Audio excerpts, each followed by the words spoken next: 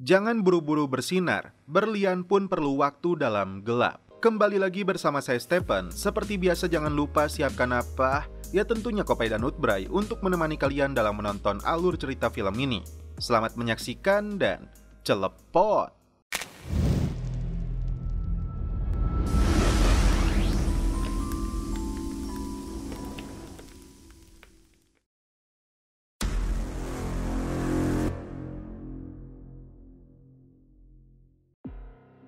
Film dibuka dengan ditampilkannya tokoh utama yang bernama Abigail Dalton dan suaminya yang bernama Dr. Alex Anderson. Alex mendukung langkah istrinya yang ingin mencalonkan diri sebagai Perdana Menteri Inggris. Dianggap punya potensi kemenangan yang besar, Abigail akan turut andil dalam membantu rakyat sekaligus mengubah dunia. Singkat cerita, Abigail berhasil memenangkan pemilu ditemani suami dan putrinya yang bernama Sylvie. Mereka disambut ribuan pendukung di depan istana Downing Street. Ketiganya lalu disambut oleh sekretaris kabinet yang bernama Kofi Adomako. 8 bulan kemudian, Abigail hadir di depan ratusan anggota DPR. Salah satu anggota DPR yang bernama Oliver mempertanyakan langkah Perdana Menteri ini yang memangkas anggaran militer hingga memperlemah kekuatan angkatan bersenjata Inggris. Tak hanya itu, obat kanker dan obat-obatan lainnya saat ini mengalami krisis karena kebijakan yang dilakukan oleh Abigail. Sebagai wakil rakyat, dia mendesak Abigail untuk meminta maaf karena telah mengecewakan rakyat Inggris. Scene berpindah ke Guyana yang berada di wilayah Prancis. Disinilah Alex dan para dokternya sedang melakukan misi pengobatan gratis untuk warga yang berada di daerah terpencil. Ternyata, aktivitas Alex diawasi melalui drone pengintai. Tampak beberapa anggota kelompok bersenjata yang menggunakan topeng sedang mengarah ke lokasi Alex saat ini berada. Sebelum kedatangan Presiden Prancis, Abigail dan Kofi membahas tentang para pengungsi yang berdatangan karena kasus Ebola, yaitu sejenis virus yang bisa menyebabkan pendarahan parah hingga kematian. Karena sebelumnya Abigail pernah menyebut Presiden Prancis itu sebagai boneka sayap kanan, dia nampak tegang saat menerima kunjungan dinas dari Presiden Prancis yang bernama Vivane Tosen. Ketika Alex dan tim relawannya sedang mengobati warga di sana, tiba-tiba komplotan bersenjata itu muncul untuk menculik mereka.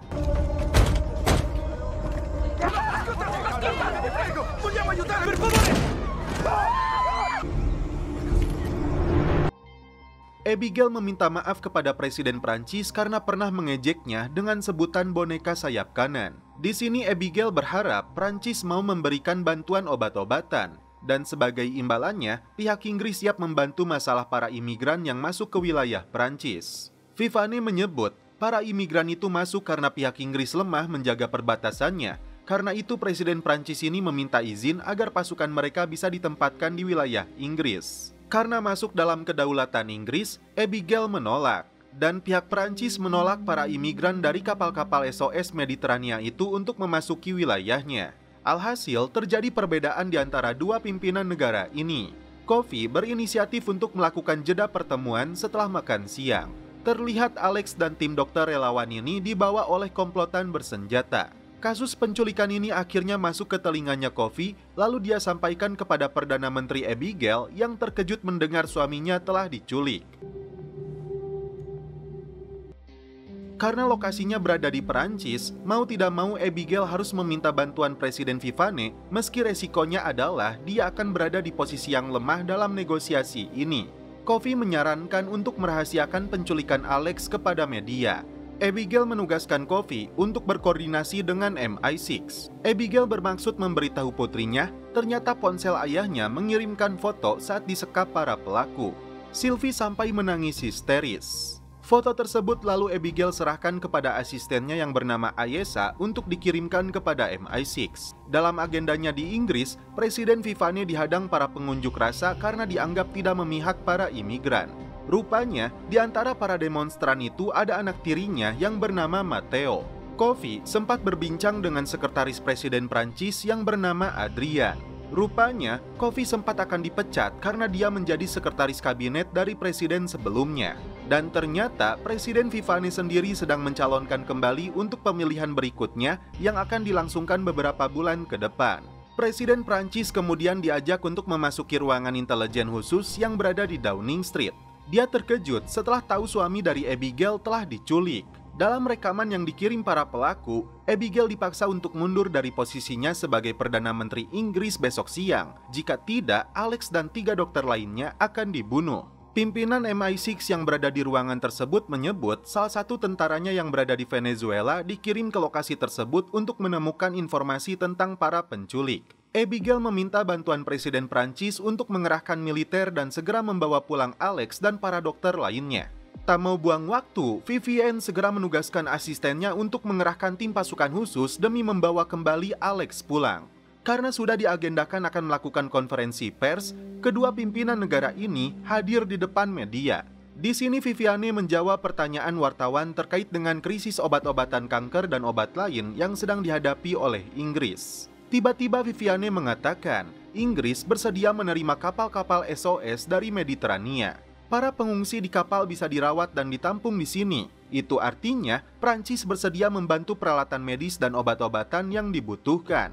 Tapi di belakang media, Viviane mengatakan dia akan membantu Abigail untuk mendapatkan kembali suaminya. Tapi sebagai imbalannya, Perdana Menteri Inggris ini harus mewujudkan keinginan Viviane dalam menempatkan pasukan Prancis di perbatasan Inggris ini dibutuhkan karena Viviane ingin kembali memenangkan pemilu. Dan inilah sosok pimpinan para penculik yang bernama John. Dia mendapatkan pesan bahwa Presiden Prancis akan mengirimkan pasukan. Singkat cerita, Abigail dan Sylvie datang ke rumah sakit untuk menjenguk ayahnya yang sudah lama terbaring sakit. Mereka sepakat tidak akan memberitahu kakek Sylvie itu tentang Alex yang diculik kelompok bersenjata. Di malam harinya, Presiden Viviane menghadiri sebuah pesta dan di tempat ini, Matteo pun ikut hadir membawa pacarnya yang bernama Saskia. Matteo lalu memperkenalkan Saskia kepada ibu tirinya ini. Dia mengatakan hubungan mereka sudah serius, tapi terlihat Vivian tidak begitu merespon hubungan mereka. Disinilah para pelaku penculikan menyekap Alex dan 3 dokter lainnya. Alex menguatkan mereka bahwa bantuan akan segera tiba. Terlihat Viviane seperti cemburu saat melihat Matteo bersama pacarnya. Sementara itu, Abigail mendapat informasi dari Coffee bahwa agen mereka sudah menemukan lokasi Alex. Agen MI6 yang bernama Thomas sedang mengintai di atas bukit tepat di lokasi para penculik menyekap Alex dan tim dokter. Matteo mengaku berterima kasih kepada ibu tirinya karena membantu para imigran, padahal Viviane menyebut itu jasanya Abigail. Agen Thomas akan melakukan komunikasi dengan Abigail di mana dia menemukan lokasi para penculik. Tim pasukan khusus Prancis terlihat di atas helikopter sudah mendekati lokasi. Namun tiba-tiba Viviane mendapat kiriman video dari seseorang tidak dikenal. Ternyata dalam video tersebut ada hubungan terlarang antara dirinya dengan si Matteo, anak tirinya sendiri. Jika tidak ingin video tersebut tersebar, dia dipaksa menarik kembali pasukan Prancis yang akan menyelamatkan Alex. Alhasil, Viviane terpaksa menarik mundur pasukannya tanpa dia mengatakan apa yang sebenarnya terjadi. Abigail sangat kecewa dengan keputusan Presiden Prancis. Jika Alex ingin kembali pulang, Abigail harus mundur dari jabatannya. Perdana Menteri Abigail kembali menghubungi Presiden Viviane, tapi Viviane menolak panggilannya. Rupanya, Viviane datang ke tempat penginapannya Matteo karena Saskia ada di sana. Saskia memilih untuk pergi memberi kesempatan Presiden Prancis ini untuk berbicara dengan anak tirinya. Sementara itu, Abigail memanggil Jenderal Livingston dan mengatakan sudah meminta salah satu agen MI6 untuk menemukan lokasi para penculik. Tapi Presiden Prancis tiba-tiba membatalkan tim pasukan khusus untuk menyelamatkan Alex. Sementara itu, Matteo terkejut setelah mengetahui video hubungan terlarang antara mereka yang terjadi di Washington diketahui oleh seseorang untuk digunakan mengancamnya. Matteo mengaku tidak menyebarkan video tersebut. Sementara itu, Jenderal Livingston menyebut tidak mungkin mengirim pasukan Inggris ke wilayah Prancis tanpa diketahui pihak Prancis.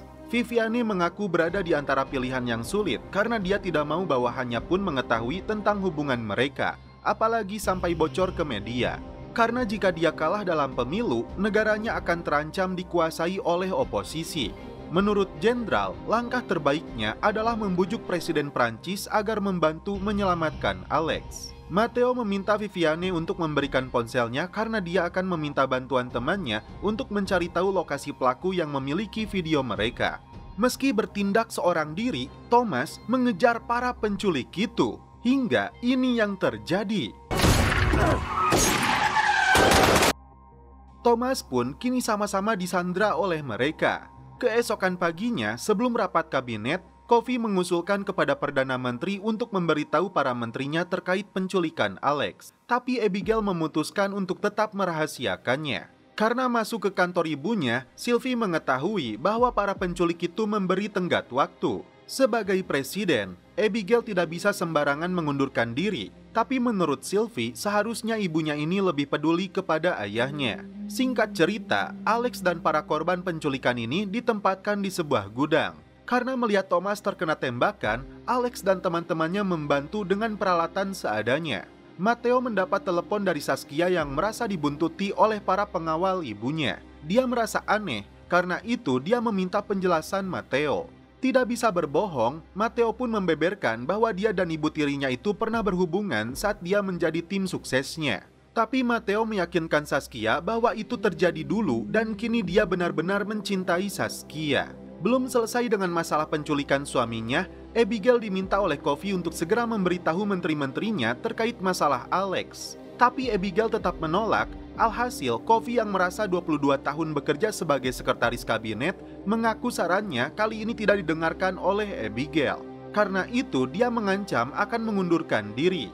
Abigail kembali bertemu dengan Viviane untuk membujuknya segera membantu menyelamatkan Alex. Jika salah satu sandera menjadi korban, Abigail tak segan-segan untuk menyalahkan Presiden Prancis ini.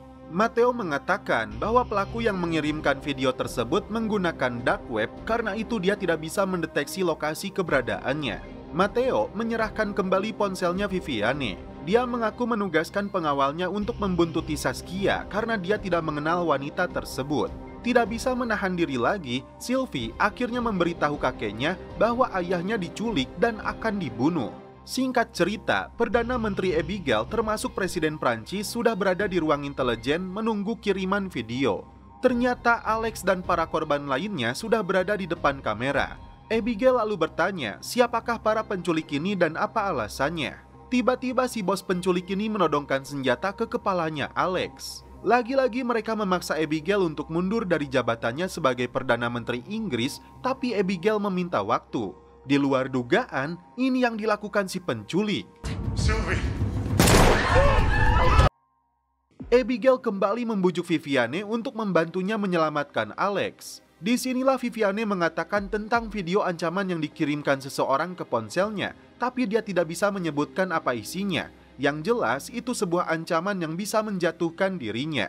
Dia tidak bisa membantu Abigail. Abigail sendiri mengetahui para penculik itu adalah orang Inggris. Tak berselang lama, seorang wartawan bernama Simon ingin bertemu dengan Perdana Menteri Abigail karena dia mendapatkan informasi dari sumbernya bahwa suami Abigail telah diculik. Tidak ingin mendapatkan imbalan atau jabatan apapun, menurut Simon, Abigail harus menceritakan apa adanya kepada rakyat Inggris jika dia ingin tetap mendapatkan kepercayaan mereka, sebelum semuanya bocor lebih dulu. Setelah dipertimbangkan, Abigail berencana untuk mengundurkan diri nanti malam. Dalam konferensi pers darurat, Perdana Menteri Inggris ini membicarakan tentang penculikan yang menimpa suami dan tim relawan dokter yang melakukan tugas di wilayah Prancis. Penculikan ini terjadi saat Inggris dan Prancis sedang mendiskusikan rencana bantuan pasokan obat-obatan yang dibutuhkan oleh Inggris. Sebagai seorang istri, Abigail berharap suaminya itu bisa kembali pulang dengan selamat. Tapi sebagai kepala negara, Abigail tidak bisa menyerah begitu saja. Dia tidak bisa diancam, bahkan bernegosiasi dengan para pelaku. Dia menegaskan dirinya tidak akan mundur dari jabatannya sebagai Perdana Menteri. Karena jika dia mundur, maka para pejabat lain pun akan mengalami hal yang sama. Yang mengejutkan, Abigail menyebut sudah meminta bantuan Presiden Prancis untuk membantunya. Tapi entah kenapa, dia membatalkan dengan alasan yang tidak dia ketahui. Pernyataan tersebut tentu saja membuat Viviane makin terdesak. Terungkap di sini, si penculik itu ternyata berkomunikasi dengan Adrian atau sekretaris presiden. Setelah konferensi pers yang digelar Perdana Menteri Inggris itu, para pemimpin dunia merespon, bahkan Amerika pun langsung ikut andil memberi tekanan kepada Prancis dan siap membantu Inggris untuk menyelamatkan Alex. Abigail kembali dipanggil oleh Dewan terkait dengan pernyataannya di depan televisi tentang penculikan suaminya yang secara otomatis meningkatkan ancaman di seluruh Inggris. Sebagai pimpinan oposisi, Oliver kembali mendesak Perdana Menteri Abigail agar fokus menyediakan obat kanker dan obat-obatan lainnya yang kini dalam kondisi kritis. Oliver bahkan menunjukkan rekaman seorang anak kecil yang meninggal di pelukan ibunya karena tidak berhasil mendapatkan obat. Abigail paham betul si Oliver hanya ingin menekannya secara politik, tapi dia menegaskan tidak akan mundur dari jabatannya sebagai Perdana Menteri dan akan tetap berusaha menyediakan obat-obatan untuk rakyat Inggris. Sementara itu, suami dari Viviane yang bernama Peter datang ke Inggris untuk bertemu dengannya. Viviane mengaku terjadi hubungan sesaat dengan Matteo saat mereka berada di Washington. Peter pun terkejut, tapi Viviane meyakinkan itu terjadi di masa lalu. Elle sait juste que c'est personnel. Je vais faire un marché avec elle. Abigail membujuk putrinya untuk membuka pintu. Di satu sisi, Sylvie merasa bersalah karena telah memberitahu wartawan itu. Dan kini dia takut ayahnya akan dibunuh. Please let me in. Hampir jam 2 malam, Abigail diberitahu bahwa Presiden Viviane ingin bertemu dengannya. Secara pribadi, Coffee menilai tindakan Perdana Menteri sangat berani dan karena itu dia kagum kepadanya. Coffee pun memastikan dirinya akan membatalkan rencananya untuk mengundurkan diri dan akan tetap mendukung Abigail. Viviane mengatakan, banyak negara yang kini menekannya terutama Amerika yang menyebutnya dia tidak mau membantu Inggris karena masalah skandal. Yakin betul ada pengkhianat di sekelilingnya, Viviane meminta bantuan Abigail untuk menyelidiki staf mereka yang mungkin terkait dengan kasus ini. Dan sebagai imbalannya, Viviane akan membantu menyelamatkan Alex termasuk menyediakan obat-obatan yang dibutuhkan oleh Inggris. And you get Alex and the drugs you need. Singkat cerita, Abigail menugaskan Ayas untuk menyelidiki orang-orang yang terlibat dalam KTT antara Prancis dan Inggris, dari mulai riwayat keuangan dan pekerjaan mereka. I'm so sorry, Aisha. Sementara itu, Adrian mendapat informasi dari Presiden bahwa Amerika mengirim tim penyelamat malam ini, dan Prancis memutuskan untuk mengirim obat-obatan bagi Inggris. J'aurai lieu cette nuit. Terlihat, John baru saja mendarat di Inggris untuk melancarkan misi selanjutnya dalam menjatuhkan Abigail. Dia mendapat informasi dari Adrian bahwa Amerika sedang meluncurkan tim pasukan khusus untuk menyelamatkan Alex dalam beberapa jam ke depan. Setelah agendanya dengan para menteri kabinet, Abigail menemui ayahnya yang tiba-tiba datang ke istana untuk memberi tekanan kepada Abigail agar mengutamakan keluarga. Bahkan dia mengusulkan agar Abigail mundur dari jabatannya sebagai Perdana Menteri. Tentu saja Abigail menolak karena kepentingan rakyat menurutnya di atas kepentingan keluarga. Viviane dan suaminya datang ke rumah Matteo. Di sini Matteo memperkenalkan Saskia kepada ayahnya karena Saskia sudah tahu tentang masa lalu Matteo dengan ibu tirinya. Sebagai kepala tim sukses pemenangan istrinya, Peter menahan diri, padahal secara pribadi dia ingin marah kepada anaknya ini. Agar publik percaya keluarga ini tetap bersatu dan kuat, Matteo menolak rencana Peter untuk mengajak mereka ke gereja. Begitupun dengan Viviane yang menyebut itu bertentangan dengan sekularisme. Menurut Peter, ini perlu dilakukan agar viralnya berita tentang pernyataan Abigail lama-lama akan terkikis dengan pemberitaan keluarga mereka yang terlihat kompak. Anak buah John mulai bergegas untuk pergi membawa Alex dan timnya pindah ke lokasi lain. Disinilah Thomas mengusulkan untuk kabur dari para penculik ini saat mereka akan memasukkannya ke dalam mobil. Meski tindakan ini berisiko tinggi, tapi menurut Peter mereka tidak punya pilihan, karena sepertinya pemerintah khususnya Abigail tidak bisa menyelamatkan mereka. Viviane kembali datang ke istana Downing Street untuk bertemu dengan Abigail karena Ayesha mendapat informasi penting. Di luar ruangan tersebut, Coffee dan Adrian nampak tegang, ingin tahu apa yang dibicarakan dua pimpinan negara tersebut. Rupanya hasil dari penyelidikan, Ayesha menemukan rekening milik Coffee yang dibuat 6 bulan lalu. Rekening tersebut berada di bank luar negeri sejumlah 72.000 pound sterling.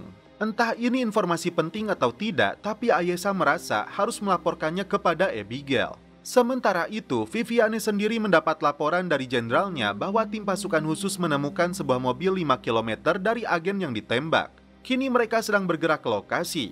Adrian sempat terkejut karena yang dia tahu sebelumnya, pasukan Amerika akan menyergap mereka dalam waktu 3 jam Tapi 5 menit lagi, tim pasukan khusus Prancis yang melancarkan operasi rahasia akan tiba di lokasi.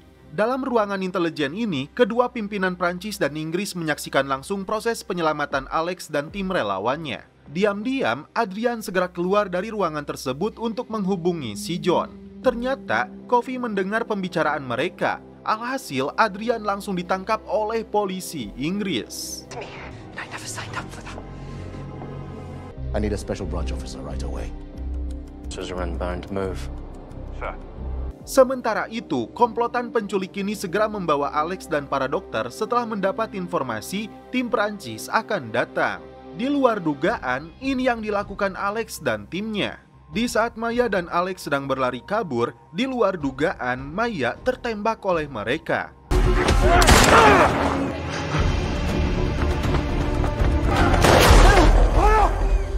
Hampir saja Alex menjadi korban berikutnya jika tim pasukan khusus Prancis datang terlambat.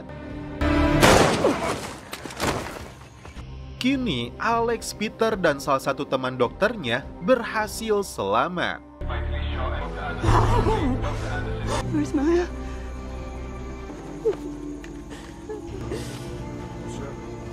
Abigail langsung menangis mendengar suara Alex yang berhasil selamat.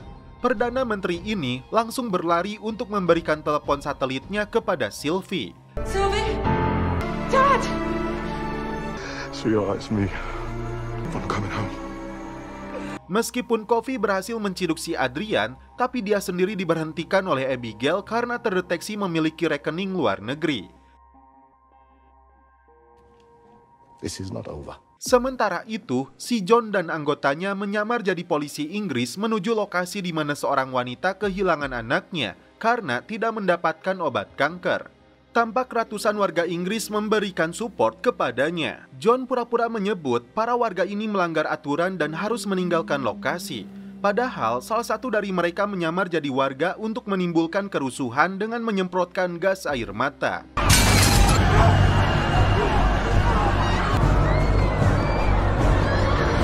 Viviane nampak muak ketika Peter mengajaknya berfoto bersama di dalam gereja.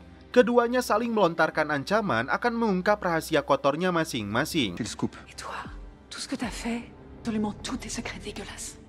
Dalam konferensi persnya, Viviane menyebut asisten pribadinya telah ditangkap dalam kasus pemerasan dan ancaman. Selain itu, dia menyebut Inggris dan Prancis telah kompak dan bersatu untuk memburu para pelaku yang menyebabkan masalah ini. Abigail mendapat laporan tentang kerusuhan yang menimbulkan korban tewas. Masalah ini bisa menjatuhkan kembali reputasi pemerintahannya. Sementara itu, Matteo terkejut karena tidak mendapati Saskia di dalam rumahnya. Dia hanya menemukan laptopnya sudah tergeletak. Dia menemukan percakapan bahwa kita sudah kehilangan P dan Saskia harus segera maju. Yang dimaksudkan P itu adalah Adrian. Di waktu yang sama, tim intelijen mendapat telepon yang masuk ke ponselnya Adrian. Jadi sebenarnya, Saskia bagian dari anteknya Adrian dan si John yang melakukan aksi penculikan. Si penelepon menyebut Adrian hanya salah satu dari anggota mereka. Dia berjanji tidak akan pernah berhenti untuk menjatuhkan Abigail hingga negara ini hancur. It's a shame the country has to burn now. Ternyata, si Saskia datang ke rumah sakit tempat ayahnya Abigail dirawat untuk menyuntikkan racun. Alhasil, ayah dari Abigail ini langsung meninggal dunia.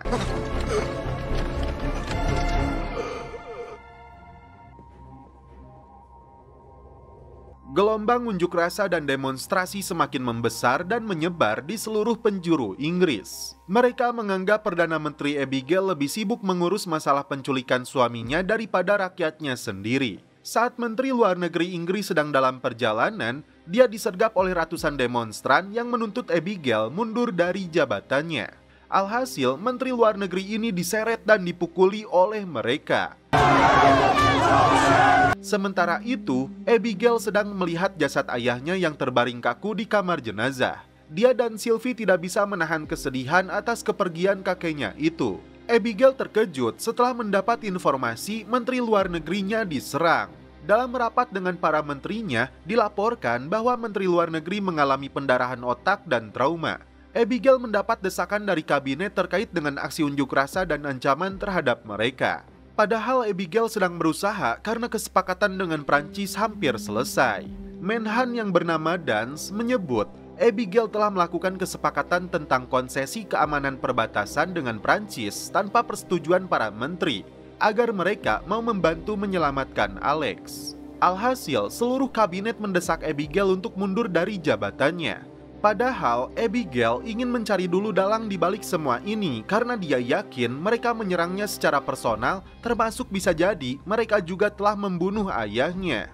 Abigail menegaskan dia tidak akan mundur dari posisinya kecuali mereka mau menyeretnya.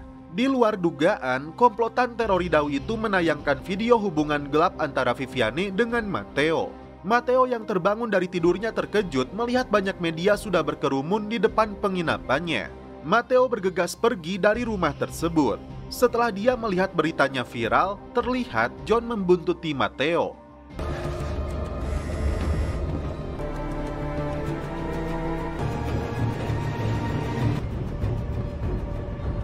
Sementara itu, Viviane sudah ditunggu oleh suaminya dan tim hukum terkait dengan viralnya video tersebut. Dia diminta untuk segera pulang ke Prancis untuk menjelaskan semuanya. Tapi Presiden Prancis ini menolak sebelum dia mendapat jawaban dari Adrian terkait dengan kelompok dalang di balik semua ini. Jenuh dengan tingkahnya si Peter, Viviane mengatakan ingin bercerai dengannya. Abigail datang ke rumahnya Coffee yang sedang sibuk berkebun. Coffee mengaku uang $72.000 itu digunakan selama istrinya sakit. Sadar itu ilegal dan tidak etis, Coffee mengaku bersalah. Tapi Abigail kini meminta bantuan Coffee karena dia didesak oleh si Dance yang mendapat dukungan dari kabinet untuk mendesaknya mundur. Karena para penculik itu menggunakan atribut militer yang sepertinya para mantan atau pensiunan tentara. Abigail ingin tahu apakah menhannya itu terlibat dalam upaya untuk menjatuhkan dirinya. Coffee setuju untuk membantu Perdana Menteri. Innocent civilians to win power. I'll help you. Singkat cerita, Sylvie dan ibunya berkumpul kembali dengan Alex. Abigail mengatakan ayahnya telah dibunuh oleh orang yang telah menculik Alex. The doctor said that the people who took you killed him. Terlihat Saskia sedang mengintai pergerakan Viviane yang masuk ke kedutaan. Dia berkoordinasi dengan si John terkait rencana mereka berikutnya. Vivian langsung mendesak Adrian agar mengungkapkan kelompoknya. Sementara itu, General Livingston meminta informasi dari Alex agar mereka bisa menemukan penculiknya. Alex mengaku tidak bisa mengenali suara pelaku. De savoir quand est-ce au final t'es pas mieux que les autres. Breath of fresh air and a politician, I must say. We know about Pelletier. De politiciens corrompus comme toi. We're not done playing yet. Recognize him? Sementara itu, Saskia yang dekat dengan kedutaan terlihat sedang mempersiapkan senjata. Ternyata, Saskia membidik Adrian saat keluar dari kedutaan. Namun, ini yang terjadi.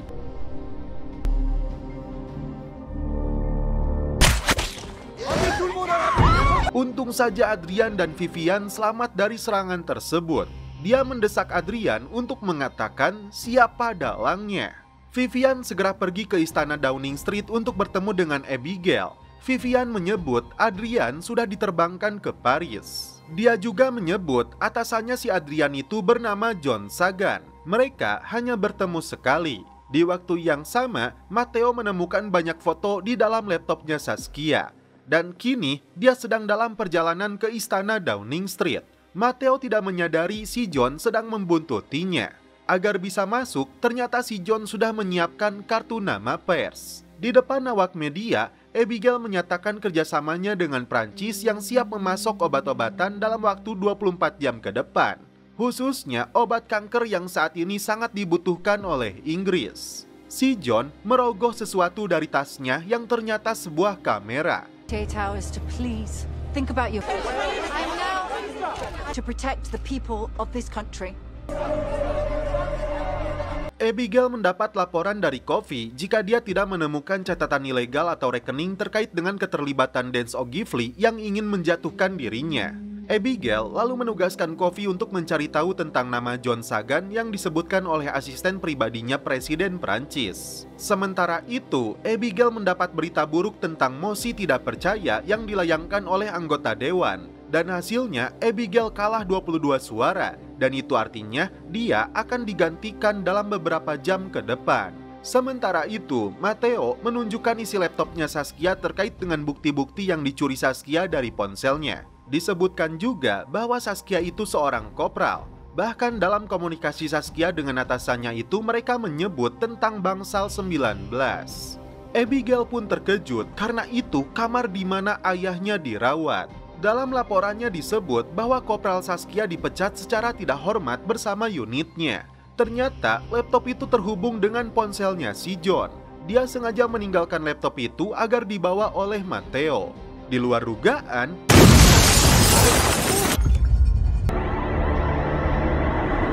akibat ledakan itu, mayat berjatuhan. Alex bergegas turun untuk mencari keberadaan Abigail.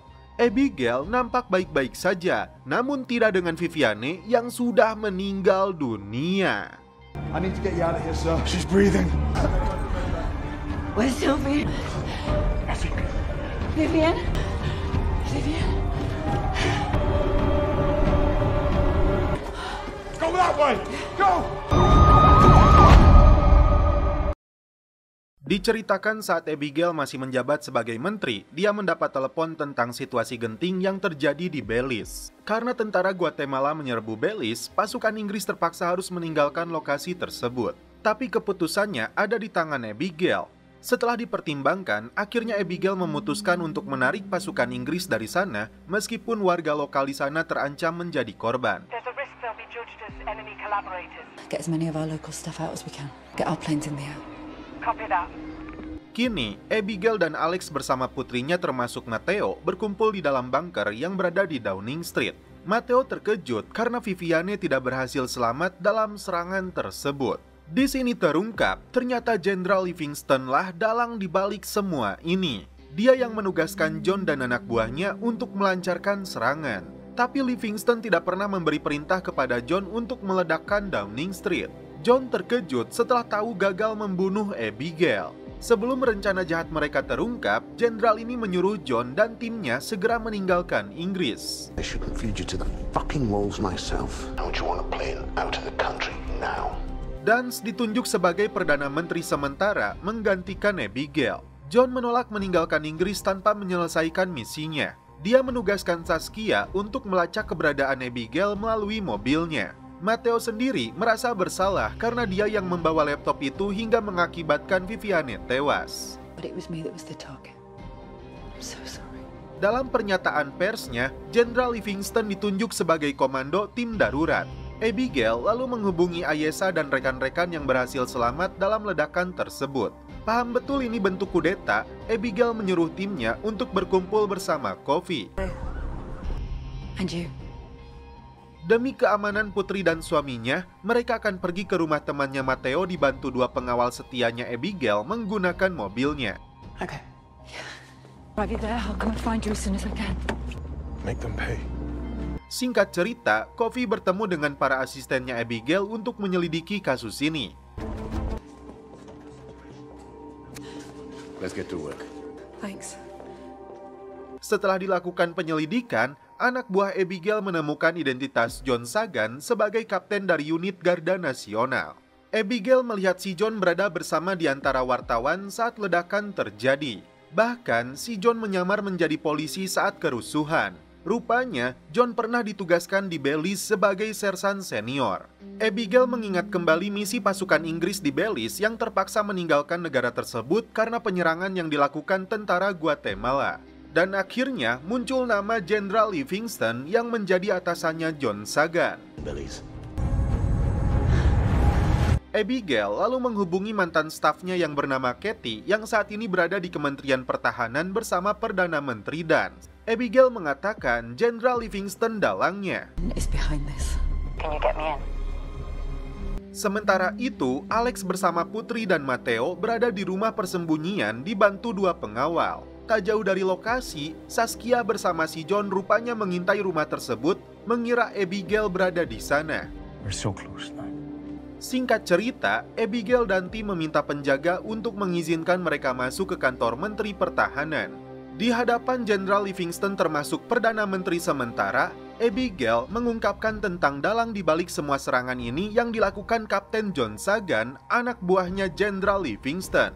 Khususnya saat mereka ditugaskan di Belize. Keduanya saling berselisih terkait dengan masalah negeri ini. Sampai Abigail memancing pengakuan Livingston yang mengatakan tidak akan bertindak bodoh seperti menanam bom di dalam laptop. The next 25 countries. I'm more of a patriot than anyone in this room. Even if it's a bomb in a laptop! Padahal tidak ada satupun dari mereka semua yang tahu ledakan itu berasal dari laptop. Alhasil, Jenderal Livingston pun langsung ditangkap. Semua ini karena Livingston menganggap Abigail mengelola negara ini. Keep this nation safe. Don't you dare talk to me about sacrifice.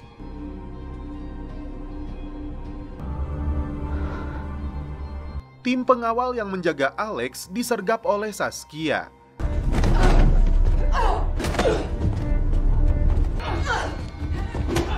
Begitupun dengan si John yang menyergap rekannya. She's down. Matteo dan Sylvie yang sedang memasak di dalam dapur dikejutkan dengan kemunculan Saskia. Alex pun terkejut setelah orang yang menculiknya kembali muncul. Alex tidak bisa melawan karena penjahat ini telah menangkap Sylvie. Dance mengaku telah salah menilai Abigail. Akhirnya, seluruh anggota dewan memutuskan untuk membatalkan mosi tidak percaya dan Abigail secara resmi kembali menjabat sebagai Perdana Menteri. Tiba-tiba Abigail mendapat telepon yang dia kira dari Alex. Padahal, si John yang memaksanya untuk datang seorang diri jika dia tidak ingin Alex dan putrinya dibunuh. I don't think either of us wants that. Come and take their place. I understand. Matteo membujuk Saskia untuk menyerahkan diri karena dia masih mencintainya. Saat mereka dipaksa untuk duduk, diam-diam Matteo mengambil ponselnya. She could have got your dad back just as soon as he was taken.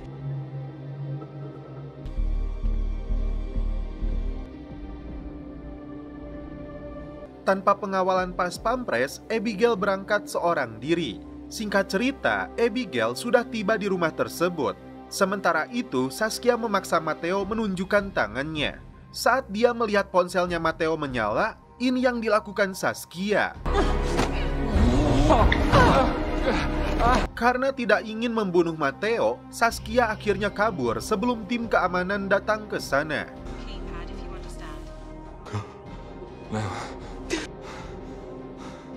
Kini, Abigail dan Alex berada dalam kendalinya si John. Diam-diam, Sylvie membawa senjata mendekati mereka.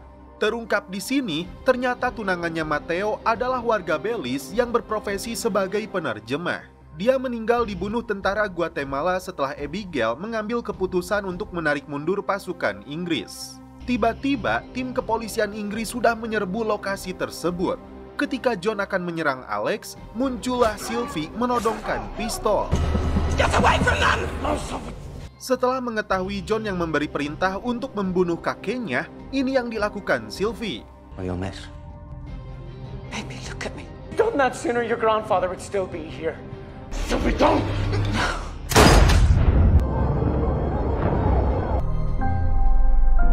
3 bulan berlalu, Abigail bersama Alex dan putrinya telah mengambil keputusan. Really? Are we sure about this? You're doing so well. Let's go. Di depan awak media, Abigail mengatakan akan mengadakan pemilihan umum kembali menyerahkan kepada rakyat Inggris apakah dia layak memimpin kembali atau tidak. Dan setelah itu, film pun berakhir. Oke guys, terima kasih yang sudah menonton sampai episode terakhir ini. Salam percelepotan duniawi, keep enjoy.